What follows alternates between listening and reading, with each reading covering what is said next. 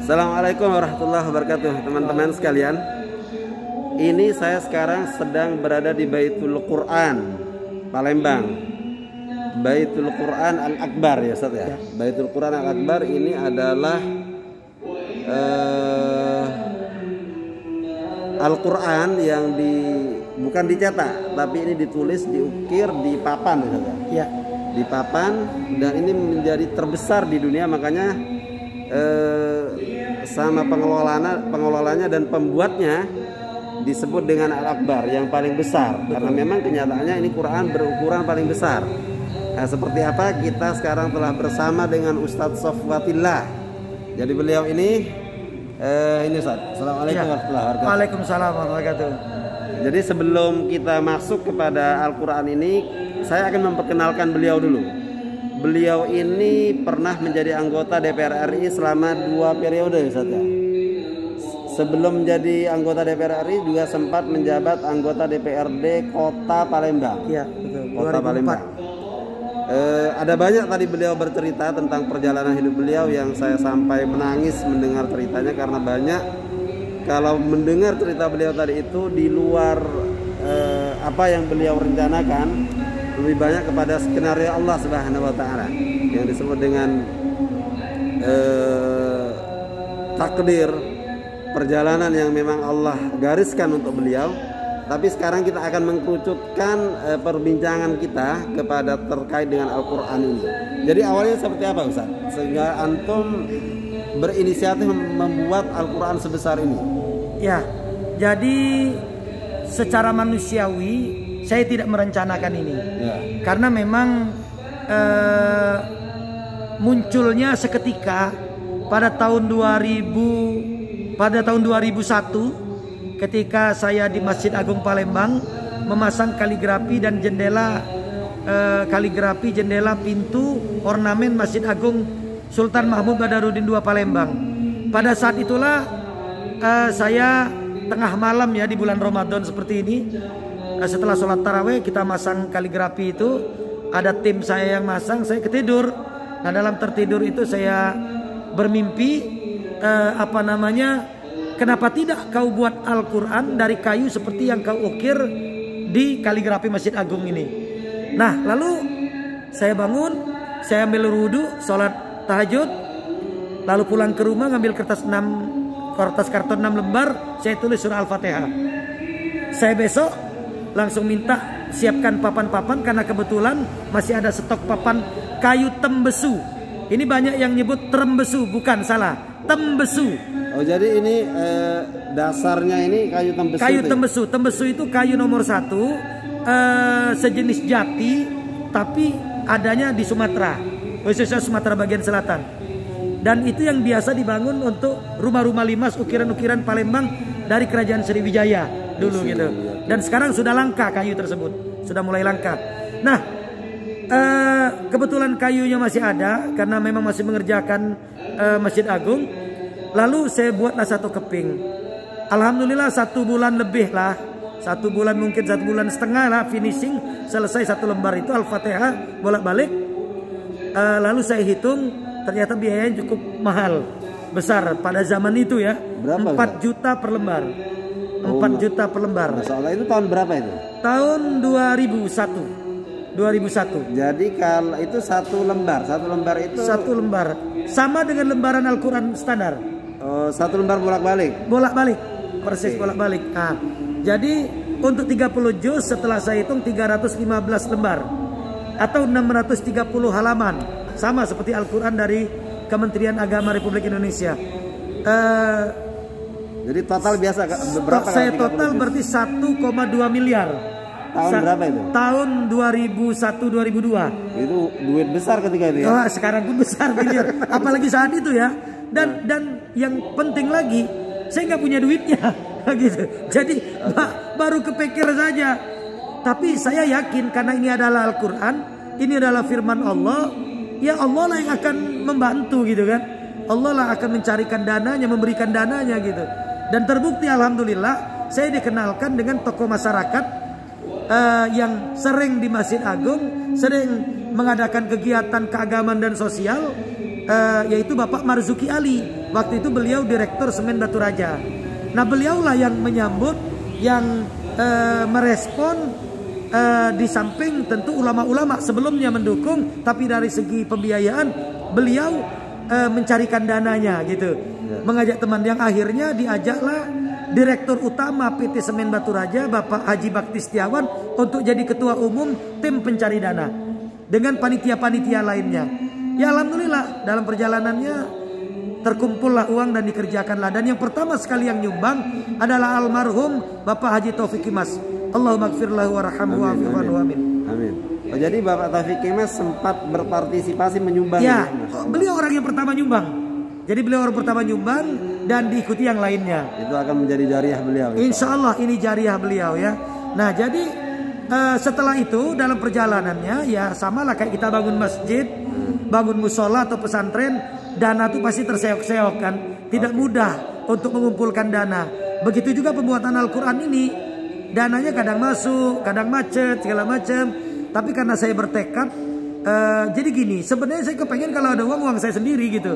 Tapi kan nggak ada, tapi dibantu. Nah dengan dibantu itu memberi motivasi bagi saya. Ketika uang itu nggak ada, ya harus tetap saya kerjakan apapun yang terjadi begitu. Jadi apalagi antum ketika itu masih jadi ustadz kampung ya? Ya, betul. Saya guru ngaji, naik sepeda ya istilahnya. Akhirnya ya bisa kredit motor waktu itu kan.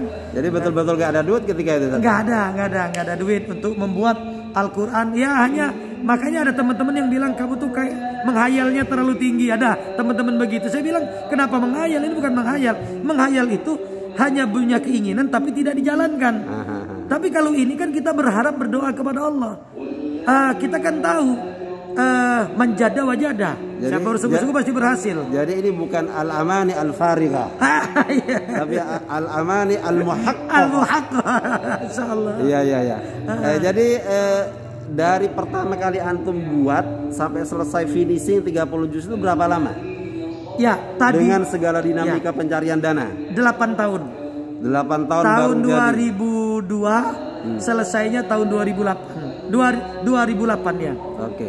2001 sampai 2008. Jadi ini yang mengerjakan di papan itu tukang ukir yang mengukir.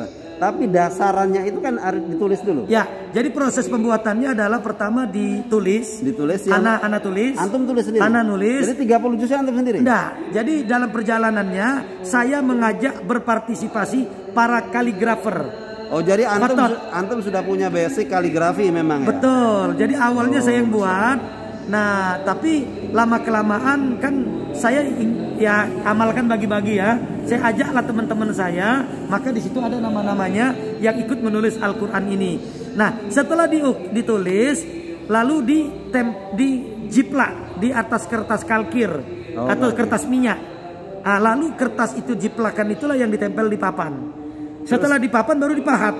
Ada tukang pahatnya. Gitu. Ada berapa kaligrafer yang mengerjakan penulisannya pertama?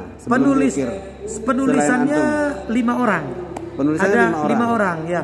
Total semua tim dalam pembuatan Al-Quran ini ada 30 orang. Termasuk tukang ukirnya. Termasuk tukang ukir, tukang pletur, tukang kayu dan lain-lain. Kalau semuanya. Tukang ukirnya sendiri berapa orang? Tukang ukirnya 3, 5 jadi 6 orang. Jadi antum ngambil dari mana itu tukang ukir? Orang Palembang.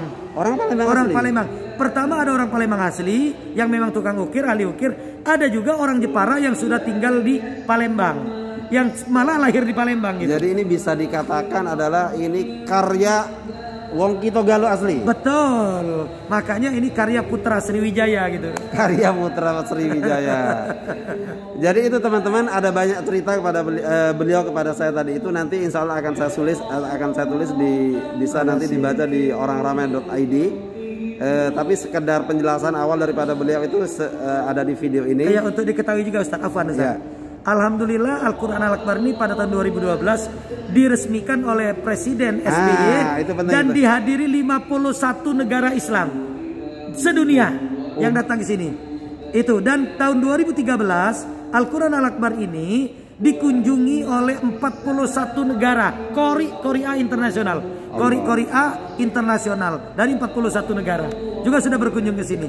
Dan alhamdulillah pada tahun 2018 Al-Quran ini dinobatkan oleh Kementerian Pariwisata sebagai wisata terpopuler, wisata religi, wisata halal terpopuler nomor 1 di Indonesia. Karena pengunjungnya ribuan setiap hari.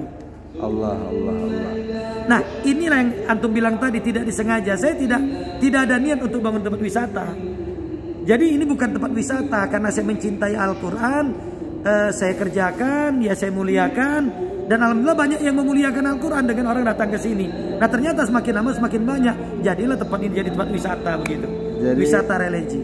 Jadi ini Allah kasih kepada antum berkat keturunan antum. Ya? Betul. Bukan sekedar keinginan tapi itu dilaksanakan. Betul. Dan dengan Anda berkunjung ke sini itu sama dengan sodako, sama dengan beramal. Di samping membaca Al-Quran dapat pahala, melihat Al-Quran dapat pahala, memuliakan dapat pahala, juga di sini kan ada tiket.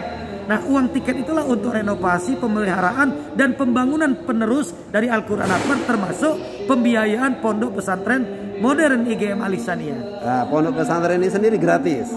Gratis untuk orang yang tidak mampu, untuk orang miskin. Tapi kalau yang mampu bayar, karena mampu gitu. Tapi memang kebanyakan tidak mampu yang masuk sini. Ya.